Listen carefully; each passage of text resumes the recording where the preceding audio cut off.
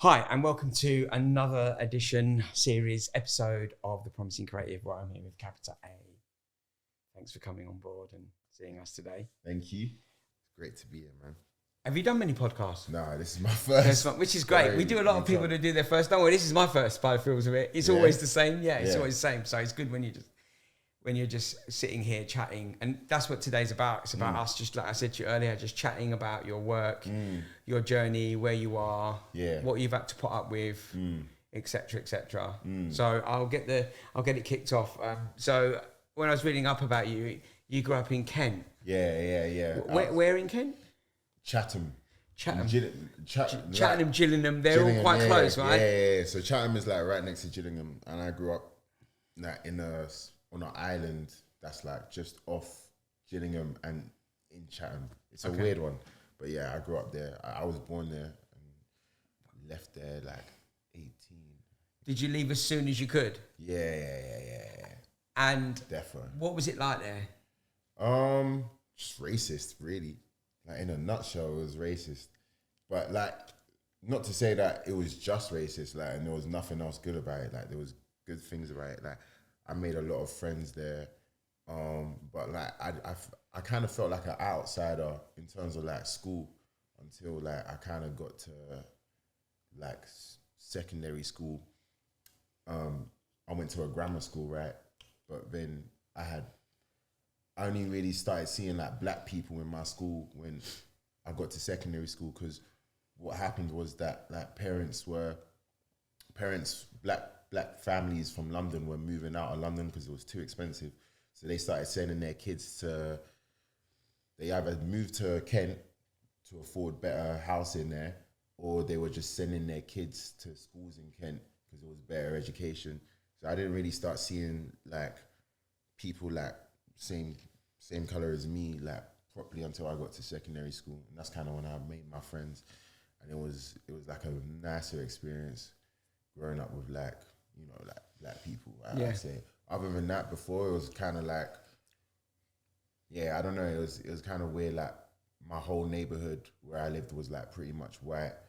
I kind of grew up with. I think I was like 1 in 5 black people in my whole primary school, something ridiculous like that. So, but that's not to say like obviously I didn't have. No, I mean like I don't know. When I experienced it when I was young, and there's a different age gap, but when I was younger, it was rife, and I lived in areas where it was more multicultural. But yeah. But when you receive it and you get it, it's like you don't grow immune to it, but you kind of, I don't know. I was just a bit like, until I got to a certain age, and when I got to a certain age, then I reacted to it. Yeah. But before I didn't. I was just taking it, and I was like, this must be what it is. Yeah. But then you got to a point when you're like, I'm not having that no more, and then I'm just going to say something. Do you know what I'm saying? Like, I think I got to that point, like, when I started having more black people around me in secondary school. Because before that, I was so used to, like, racism and, like, racist jokes to the point where when I started hearing it, like, so often, I was just like... And now it's... Obviously, that's a different story now because I've grown. But it's like, I don't know, yeah. Kent... The thing about Kent is that, like, it's predominantly white, but that's not to say that, like, I didn't have, like, good times, like, because, like, it's Kent is vibes, like, it's lively, Danny. It's very lively, like geezer, let's go pub, let's have a few parties, like that type of, similar to London. Like, I think the part of Kent that I grew up in, like, it's because it's like 40 minutes away from London, just by, like, literally by a railway. So it's like, it's not too far from London, so there's not much of a disconnect from the culture in London to Kent. It's very similar, obviously different, but it's not that different. Yeah. It's not like too far away where it's... Yeah, like when I moved to London in 2020, people, just from the way I talk and acted, people thought they assumed I was from London, but I was like, nah, I'm from Kent. And people were saying like, you might as well say London, bro. Like, but it's different. I don't agree with that. Like a lot of my boys, they grew up in just outside of London. Yeah. Like Erith, Bromley. Yeah. But people, that's London. Like, but people that's still say London. But people, people say like, that ain't London. That's like basically Kent. Yeah. But So I guess that you moved to London as soon as you could. Yeah. And was your family still in Kent? Yeah. Are they still in Kent or? Well, most of my family is in London. Okay. My mum's in London now because she moved out of Kent. Because it was just like she had to travel to every day for work just to like London, and it just didn't make sense for her. But my mum moved to Kent because obviously it was cheaper. But then now that I've moved and my sister's moved out of Kent, she's moved back to London, so she doesn't live in Kent no more. So pretty much. Was it like a burning desire? Like I got to get out of here. Yeah. Like I need to move. Yeah. Yeah. Because like I've always wanted to do music. If I remember, like I've wanted to do music since I was like 15. Okay. So I've kind of had that always as a goal. And I remember when I was making music back in Kent, I was like, yeah, this is cool, but like there ain't opportunities for music in Kent. Like maybe depending on what type of genre of music you do, but for the rap and like hip hop scene, like there's nothing in Kent. Nothing. So I knew I had to get out of London. No, I knew I had to get out of Kent and move to London. So I was just like, let me go uni. So when you started making music at 15, was there a moment when you were like, I want to make music? Did something happen and it clicked? Do you know what that was? Do you remember? Yeah. It was like, so I used to like go on YouTube and just like listen, just try to discover like new music and like music that my cousin who was living with me for a period, and my sister used to listen to, and I just used to go back on YouTube and like listen to the stuff that they listened to. And one of the artists that my cousin used to listen to was like Tyler the Creator. So when I started like going back and listening to Tyler the Creator's old stuff, I don't know, it was just really inspiring. I don't know what it was about it, but like I think it was just like he was young. He was like the same age as me at the time he was putting that stuff out, and like he just made it look so easy and like so cool, like and fun. And then at that point, when I really got into that, I just started listening to more of his music. I mean, I was like, I think one day I just ordered like on Amazon, I ordered like a notepad, and I just started writing rhymes in there. Yeah, for like a year, I was just going on YouTube and just typing in, type beats like, or like Kendrick Lamar type beat or J. Cole type beat or whatever. And I just started writing on there, and it got to a point where I was doing that for 2 years. But then it got to a point when I went to sixth form at my school, where I started meeting people who were on like the same type of vibe. They wanted to make music as well. So we just all kind of came together as like a group, like a little community. And I think one of us bought like a music recording setup in 2020. No, even before that actually. And we all bought like our own studio setups, and we just started making music. Like we just started recording what we were writing. Cool, amazing. So that kind of, because you mentioned that your music reflects your personal growth and emotions and experiences as a black man in the UK. Yeah. And does that come from what happened in Kent? Is that where it starts off? And I feel like that's where it started off, because 2020 was a rough year for me, and that the part of 2020 before I was in London, that kind of like there was certain events that kind of led me to be more vulnerable and like open in my music, and then from London, my moving to London, that kind of just like opened up more things for me to say and more experiences for me to talk about. Your mind just opened up, and you could just express what you were feeling. Exactly. Because that takes time as well. Like it's not like, I can open my soul up and I can start speaking. Because you get beaten. Like verbally you're getting griefed out, and then all of a sudden you need to start experimenting and talking about your experiences. Definitely. And I'm old enough and I still ain't got there yet. Do you know what I mean? Because it takes time. It takes time for you to be open about what you feel. And is that quite easier now? I think it's easier, definitely easier, because like you said, like it takes time, right? So the more with time that you have with that, it's like I think it becomes easier to say certain things and like express yourself. Is there a particular song that you've written where you're like, that just sums up how I feel right now? Or like is it how I feel right now? when you produced it? Or is it every time you're producing a track, you're like, this is how I'm feeling, this is what it's coming out as, or? Not every time, but is there a particular one where you're like, every time I played it, I know where I was when that happened? Yeah. I'll Come Around. I got a track called I'll Come Around. And that like, the way how that track came about is like, I think I just had a really like terrible day, and I just came back home, and I went on YouTube, and I just looked for a beat to like kind of express my like the emotions I was feeling at that time. So I think it was like I don't know if you heard an artist called Smino. It was like a Smino type beat. And then instantly I heard the vibe of the track, and I was just like, ooh, and I just made a little melody, and I just wrote it. There and then, it took, like, I wrote it in like less than an hour, and then recorded it, and then put it in a locker for like a year, came back to it, played it to someone, and then they said, you need to release that. And now it's like it's like my top 3 songs. But yeah, that song in that moment, like when I listen to it now, I can just remember like the raw emotion. Yeah, it was like I had like a terrible day. You know when you have like it was like one of those days where like something's like pissing you off, but you don't even know what's pissing you off, like, and it's just like building up, and then at the end of your day, you're just like, nah, man, this has been a rough day. It was like that. Cool. Okay, so I guess you moved down to London. You've started doing your music career.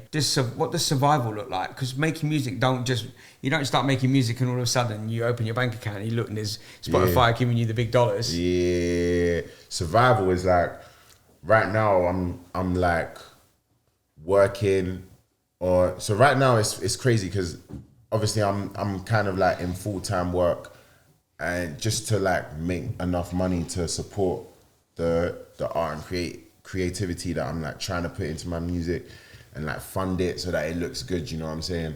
And here and there, like I'll do like certain jobs, like I paint as well. Yeah. Or like I do illustration. If I get like a model job, then this, you know, that's all Models, all those yeah. Yeah. Come on, agencies.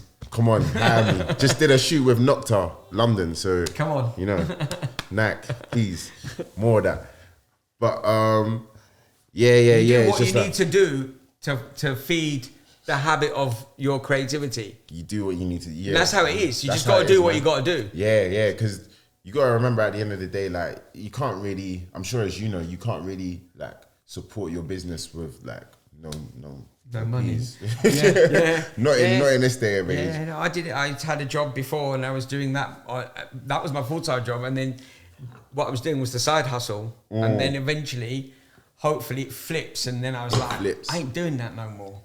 I just am not doing it. You're not passionate about. No, the other you thing, do it because you do it because you need to turn the lights on and put food in your belly. Exactly, man. And that is exactly what it is, and that's the battle. Exactly, that's the battle. Yeah. And it doesn't matter how long it takes, as long as you're passionate about it.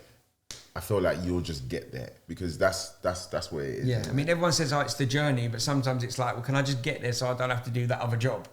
Exactly. And then I can go on my journey. It's not how it works. Yeah, no, it's not. You just got to keep going. Yeah. And sometimes do you ever get to a place where you're like, this is doing my nutty now. I'm just like, I'm having to work here. I'm having to do this. And I can't give my time to this. And do you get low? Yeah. I've been in that. But I think the most important thing to remember when you're in that is just like being grateful for what you've already achieved and what like the position you're in, because a lot of people would probably just even kill to be in your position. Like as long as you got a roof over your head, innit? Like I think that's the most important. There is a saying that there's always someone worse off. Yeah, do you know what I'm saying? When you're feeling like that, you're basically doing sort of like being a gratitude list, or what do you do? What are the things that you do where? I pray a lot. I always like just try to remember like just benefit my spirit somehow. So I pray a lot of the time and just like, you know, just try to remember the things that I have and knowing that it will get better, because things always get better, right? So, and I feel like when you're in a low place and you're thinking about too much about what you don't have and like why I don't have this yet, I just think it's always just good to remember, like you said, gratitude and kind of remember the things that you've already done, because it's so easy to forget what you've already achieved, and like it's so easy for me to just forget, or like streaming numbers that I've hit, milestones that I've hit, as opposed to like being focused on what I don't have. The negative. Yeah, it's so easy to do that. So easy. So I guess you're kind of answering this question. So like I put here, like, what sort of advice would you give to someone that's just sort of starting out where you first bought your notepad and and not where you are now, just when you got that notepad and you're like, do you know what, I'm gonna make music. What is your advice to people coming through and that? I'd say just keep going. Like, just make sure you're like passionate about, you know, what you're writing down or what you're making, because I feel like nowadays with because you're talking about music, right? I'd say nowadays with the music industry, it's like, it's so saturated, it's so like everyone's doing it, where you'll probably for a while, if you're like, I don't know, you might get lucky and like make a tune and your first tune blows up, but it's rare to kind of have that. So I'd say, like, if you're doing it, make sure you're doing it because you know you're happy and you enjoy doing it and it's actually fun and you're passionate, not just because everyone else is doing it. Because chances are, it's like you're gonna put out a few tunes and ain't no one gonna see them just because of how the music industry is going right now. But it's the important thing is to do it because you enjoy it. Yeah, I'm gonna come back to how the music industry is going, because I've got something I wanted to ask you about that. No worries. When I was looking into it, I came across keeping on alive. Keep on living. Keep on living. Yeah. Tell me a bit about that and what it means, and because that's one of your. It's kind of it's like keep on living. It's like one of your sayings, isn't it? Yeah. I put it. It's funny because like I think all the music videos that I've put in the past 2 years, I've kind of put that at the end of every music video, because it's like a lot of my songs like they're kind of dark, which I'm like, yeah, it's like good. Like they're dark songs in a way where it's like it can make you feel good, but like there's kind of like underlying messages that might be like a bit heavy. What do you mean by heavy? Like, I mean, like explain us a little bit more about what you class as being heavy. So like, for example, I got a song called Pain, right? And it's kind of about like suicide. But then like, depending on who's listening, someone might listen to that and either take it as, because it's about suicide, but it's like a positive message, that kind of like, don't throw yourself into that kind of suicidal state, because things, you know, people are there for you in your hard times. But the thing is, like, depending on how you're feeling and like the way how music works, sometimes it can throw you either like one way or another. So I don't want someone to like listen to that song and feel like more suicidal or more depressed. So I started putting Keep On Living on like the end of my videos and stuff, just as a way to like kind of, if people are like going through it, just kind of push them in a nice direction, just 3 simple words, you know? Yeah.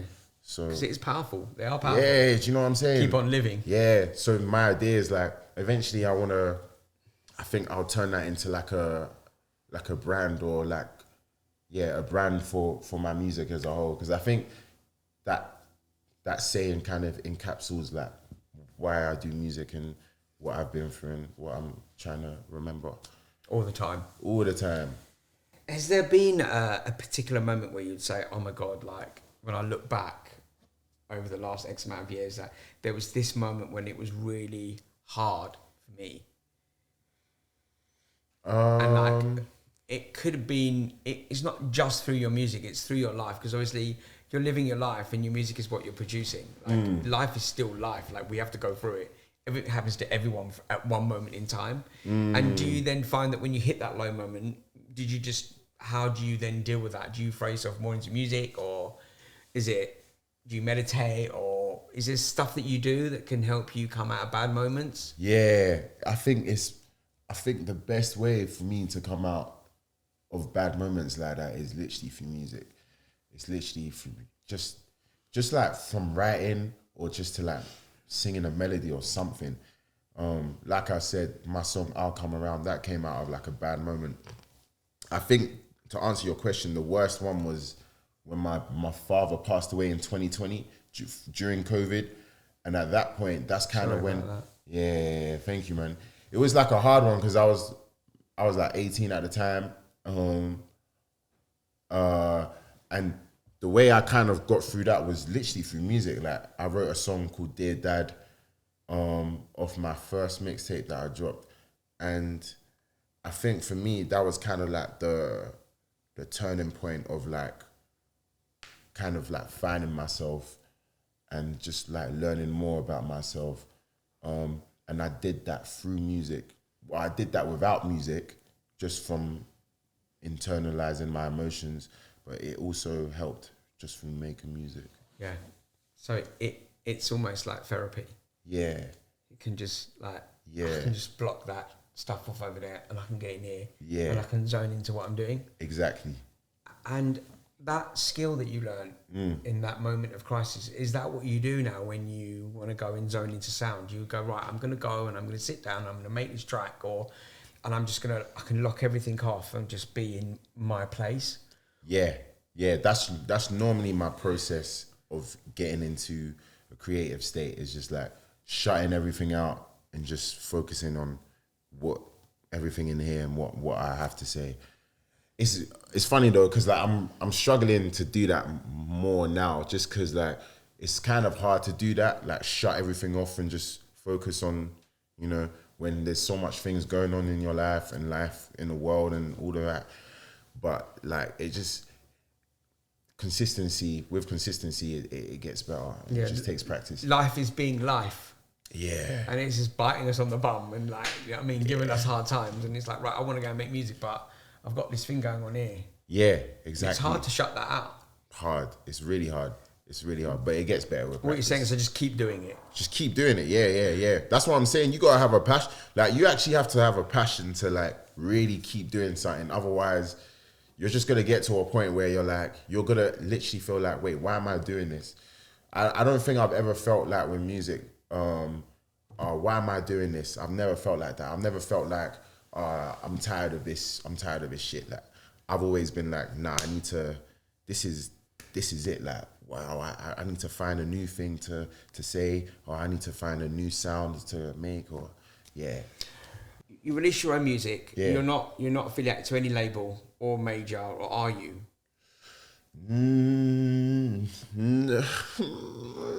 I don't think so. Like I've signed releases under labels, but I'm not signed to a label.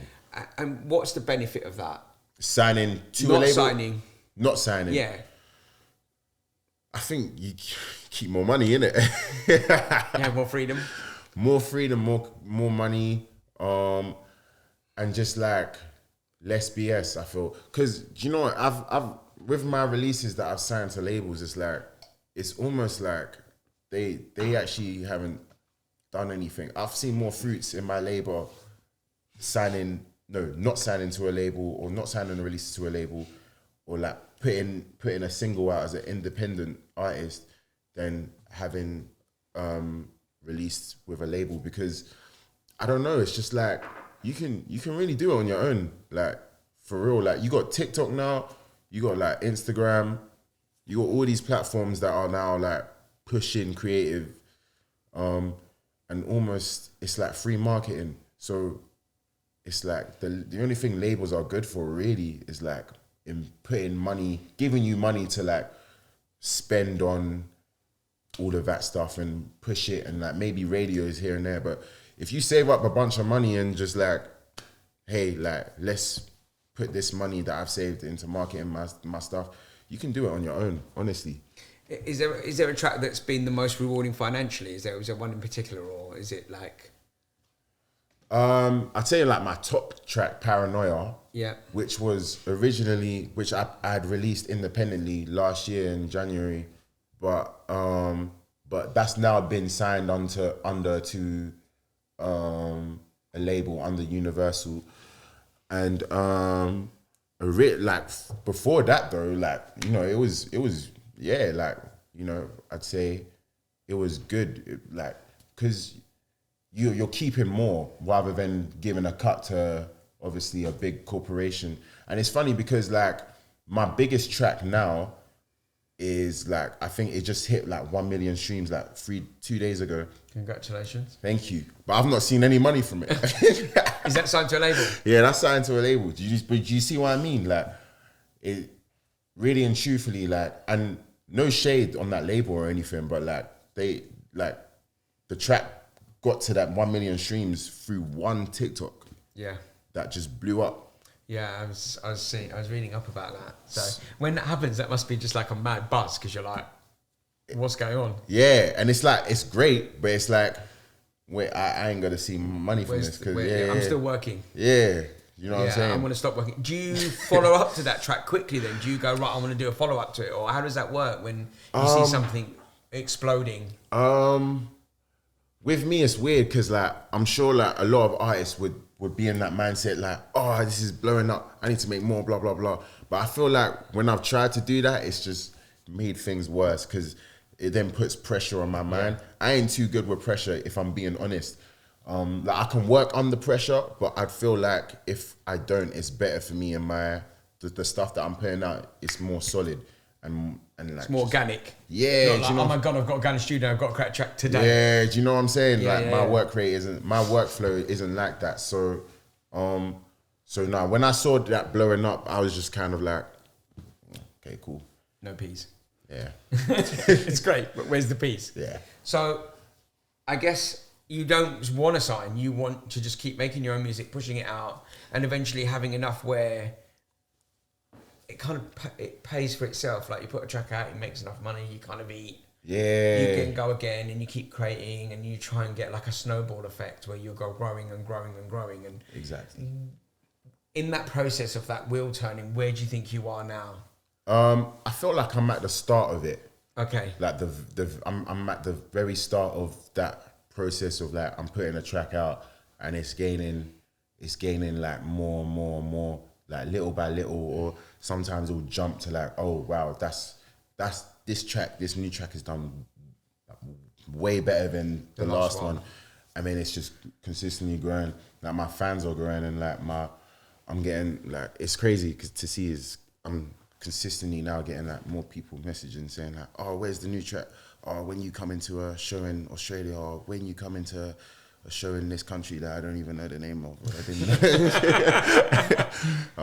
but yeah, it's just getting more consistent and just growing more. And so would you be up for a tour then, I guess, if someone said to you, right, look, we're an agency, we want to do a tour with you, do you want to come and be part of that? Is that something you'd like to do? Or that's something I'd like to do, but I don't know when I feel like I'd have to be I don't know when that would come. So when it does come, if I'm ready for it, then definitely. I think I'd want to do a Europe or like a UK tour first, at least. I'd even say just like a UK tour before I go traveling to everywhere. Because like UK is home, innit? So I'd want to kind of conquer the UK first. And then if an agency did come and say like, let's start doing these countries, and I'd be like, yeah, I'd probably be up for it.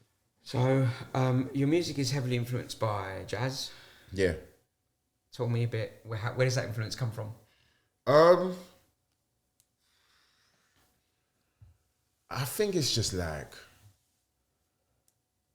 all the artists that I've like grown up listening to, like 90s hip hop to like 2010 hip hop, if you want to call it that. I think the particular artists that I've just listened to, they have that taste for jazz, and you can hear it in their music. Like, I'm sure you've heard Kendrick Lamar's album To Pimp a Butterfly. Mm-hmm. Mac Miller, Tyler the Creator, Nas, Lauryn Hill. They kind of like mix like the jazz and soul influence in their music, and I think it's like up until like a couple years ago, I've started to like kind of I've been interested in kind of introducing that more into my sound. That sound into your because I think it works well it's worked well, and I think it does work well with my music. So I think that's where that comes from. Do you prefer to write or play or sing, or which one is it? Does it depend? Would you write for other people? If someone said, can you write me a track, would you do it? Or yeah. I mean, definitely for publishing, but yeah, no, I can't lie. I love songwriting. Okay. I love songwriting. I think it's sometimes I love it more than, because I produce my own tracks, right? Sometimes I like doing the songwriting more than producing my own tracks. Yeah. And so I love making beats for people. I love it. I love all of it. So I'm always open to like songwriting and producing for other people. Do you just write stuff and leave it to one side, and go, right, I'm gonna pick that up later, or do you write and then produce it straight away? No. You're not like Greedy, like I've written, I need to produce it now. Nah. I make tracks and I make beats and make stuff, and I just put it away, and I'm just like, oh. And then I come back to it like a year later or like a couple months later, and I'm like, oh, when am I gonna use that? But the thing is with me, there's certain things that I'll make, like, so I can make a beat and it's hard, it's like really cold, but sometimes I don't have anything to say on it in that moment that I'm making it. So that's why sometimes I'll just shelve it, because I don't know, the way that my brain works, it's like I can't always write to something there and then. Sometimes I need time. Yeah, space. Yeah. To let it just sit in and then go, it just clicks in. Yeah. You already know, Yeah, like, okay, I've written it. Or sometimes you write it and there's not a beat to go with it. Yeah, exactly. It needs to be left alone to mature. Yeah. And then you bring it back. Yeah. And how does your music setup work? Do you do that at home? Are you working or do you go into a studio, or? Sometimes more time I would like make beats at home. And I usually I'll do like a little vocal demo. I've got my own setup at home, so I can just like easily record something over the whatever I'm making. Or you got your phone now, so you can just like do the little voice note thing, like make an idea over that. And then once I kind of have that idea, I'll book out like an actual studio, and I'll take it there and go in with my engineer, and we'll actually try like flesh out that whole idea into like a professional, like properly sounding track. And then, so when you're making a track with an engineer, how does the kind of publishing or the kind of, is it co-written, is it together, or do you pay them a fee, or just for other people to know? Like, I'm going in the studio, I've made a track, I'm gonna make a track, I've never done it before, I've got an engineer. Like, the way it works for me is that I got an engineer who I just consistently work with.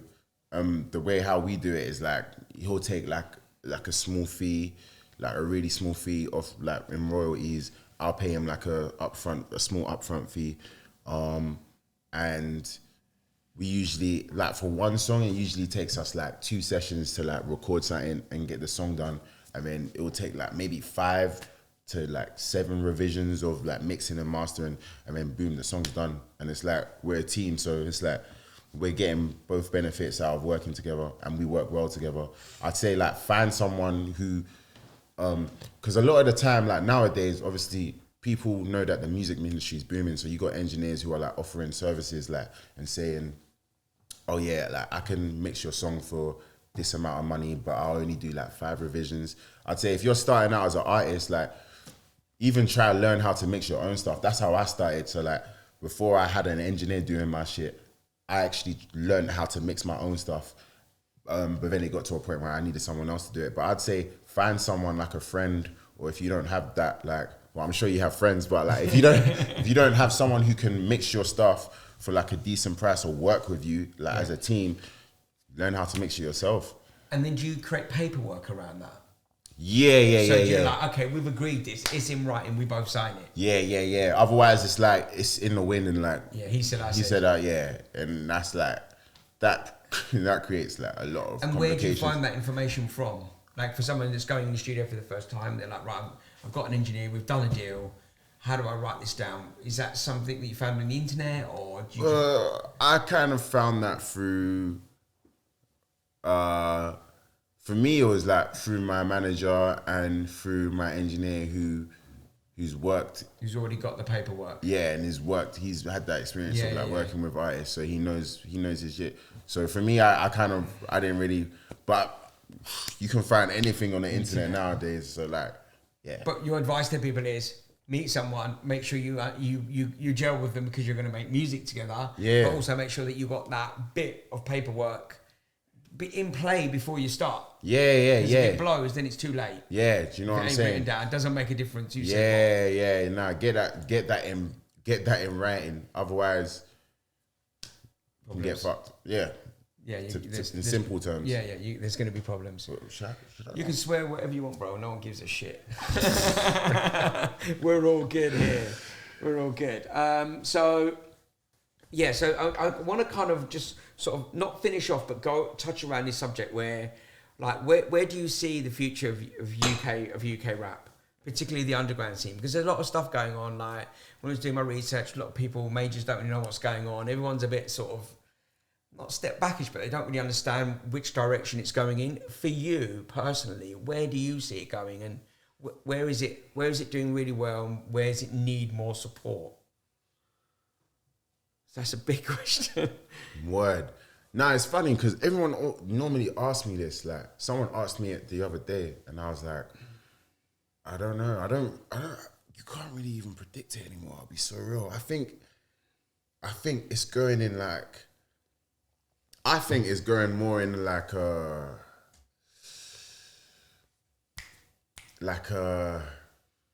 I mean, it's always been like this, right? Like it's always been like flashy clothes, like talking about girls, like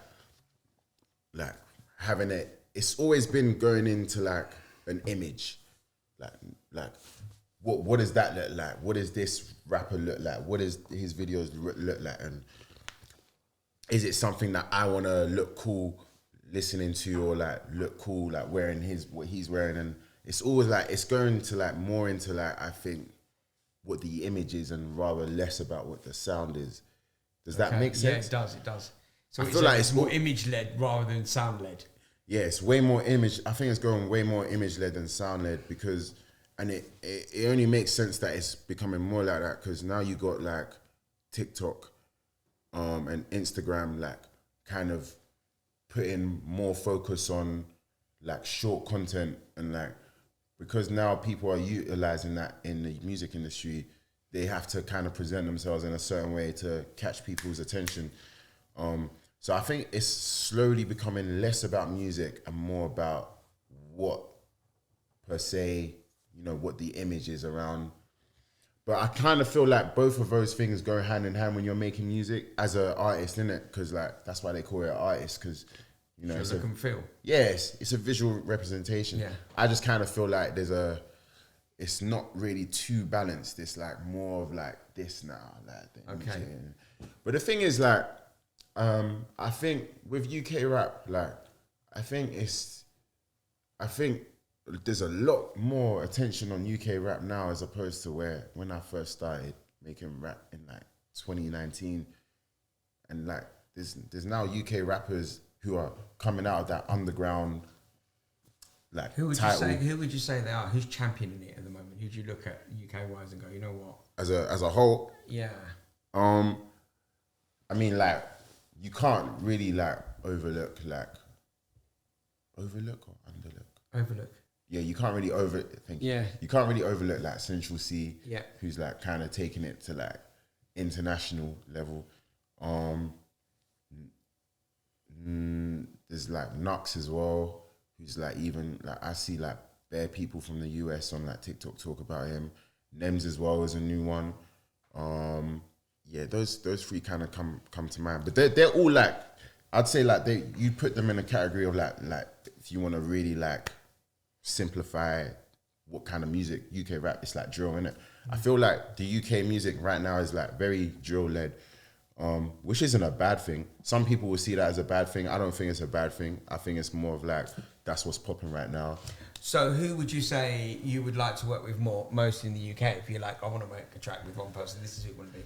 I think I'd love to work with like kind of like anyone who's like. Are you talking about more like specifically like who would you like to work? Yeah, like who would you like to work with now? I mean, not generally as in the big boys in the US. I'm not saying the people in the UK are not big boys, but you know what I'm saying, the people that you've mentioned in the UK. But who would you say from the UK? I feel like Nux has definitely been an influence in my sound since I started listening to him like a few years ago. Also, Little Sims, I think she's cold. She's so cold. I think people who have like, cause like Nux, Little Sims, they've been in the like game for like quite some time now, but they're kind of like, I wouldn't call them like, I wouldn't put them like with like, you know, like I wouldn't say they're like JME or Wiley. They're not like old school. Like they've been in the game long, but they're kind of still like relevant. And well, I don't even want to say relevant, but like, yeah, I mean like then to you, they're like new. They're like, they seem fresh in it. Yeah. Like I'd love to work with them. I'm trying to think, is there anyone else? Blanco's pretty cold. He's got like sick lyricism. I feel like anyone who's kind of on the same sound as me, I don't know. It's kind of hard to describe, but yeah. And I guess I want to ask you, like, what are your plans for 2024? I know you've got a new track coming out. Tell us a little bit more about that. Yeah. Yeah. I feel like thing is with me, yeah, like I actually have to like, especially with now, I've got to release music at like a time where I feel like, yeah, I'm ready to drop that. And it's becoming harder to like not notice like what everyone else is doing, because you got people now like just dropping track month after month after month. I can't fake it. Like I actually can't do that. Even though everyone's doing that, I can't do it. Like I gotta feel ready to drop my track. So I got a new track coming out, but I don't know when I'm gonna drop it. But I'm hoping like before, because it's like pretty much ready. I'm hoping it's like before like May or like. Tell us a bit more about it. What's it called? It's called like Above Anxiety, and it's about like my journey with dealing with anxiety. Like when I say journey, I mean like for the past 4 years. Like it's been like a long journey. So like I kind of just encapsulated like all my emotions and all the events that have kind of led me to having anxiety and put it in a track. And the way the track came about was my boy Jesse, he sent me a beat like 2 years ago, and then I didn't touch it for a while, and then I've just come back to it and I recreated it because he lost the file, and I just kind of just wrote how I was feeling and my journey with anxiety. But I don't really want to put it out until like I've got more tracks to back it up. And but then there's the pressure of having to create those tracks, and I guess that can cause you anxiety all by itself. Because anxiety can just come on from nowhere. It's like, feeling anxious, but what about, I don't know, I just feel anxious. Yeah. And when you're in those moments, how do you deal with that? I think therapy is really like underrated, because I've been having therapy recently, and it's like been helping me deal with like a lot of things that I didn't even know were there. It drags a lot of shit out. Yeah, do you know what I'm saying? And you know, other than therapy, just also like becoming more aware of yourself. For me, like I deal with it just by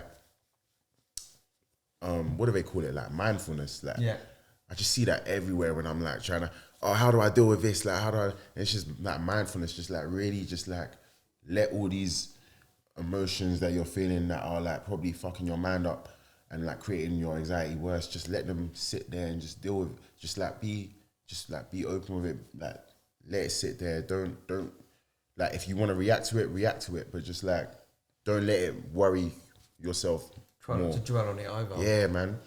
Just makes it worse. And I think also in this day and age, like it's becoming okay for men to say, I'm not all right, but still there is a stigma to it. Yeah. Like, we need to be able to say how we feel. Yeah, man. 1,000, but like put that ego and like hard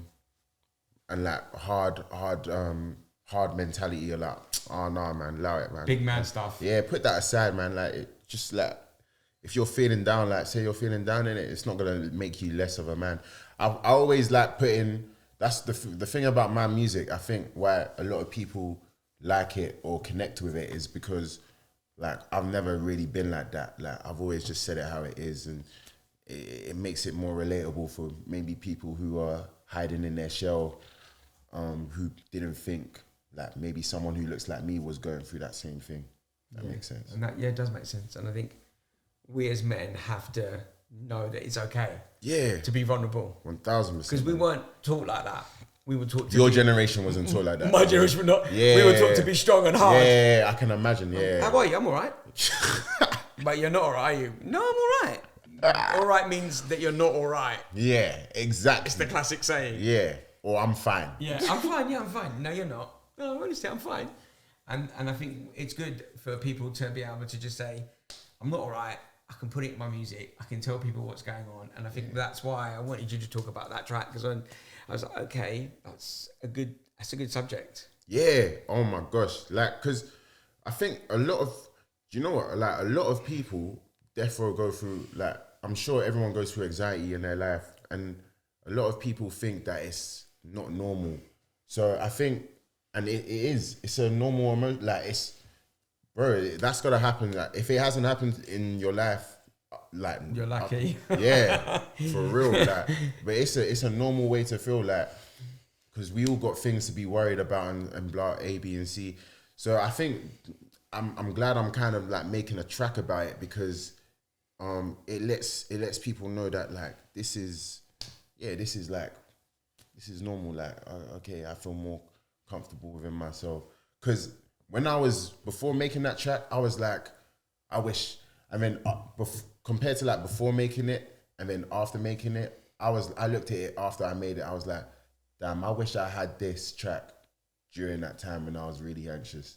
Because, yeah. It helped. Yeah. Okay. I guess so. We're going to look for you to bring your track out, hopefully May. Hopefully. Before that. Hopefully before that. Whenever it's ready. Whenever it's ready, man. Whenever God says it's time for you to push it out, you're going to push it out. And like, some of the key things is that you do, when you are feeling moments of distress, you do reach out, you pray to God or a higher power, whatever that is for you. Definitely. And you learn to deal with your anxiety. Definitely. And you just keep working hard and waiting for that moment when you don't have to work at a normal job and your passion is your full-time job. Yeah, man. And that's what we all live for. Praying I get it soon. Okay. But like you said, a journey. Yeah, it's a journey, and it's always going to be a journey. Even once you're working and you're not doing that and you're doing your music, then the next type of journey comes. And it's continuous. Like, that's just the game of life. Always. Like, yeah. Exactly. I wanted to thank you for coming on, because I feel like we've got something down that we can people can listen to and hopefully like gain something out of it. Nah, the pleasure's all mine, man. This was like really nice. And Bestie really loved you as well. Yeah. He's been hidden away in the background. Yeah. Is there anything you want to say to your fans, or is there anything you want to say as a finishing note? Damn, maybe your saying that you say. Keep on living. Yeah, okay. Wicked. Simple. We're done.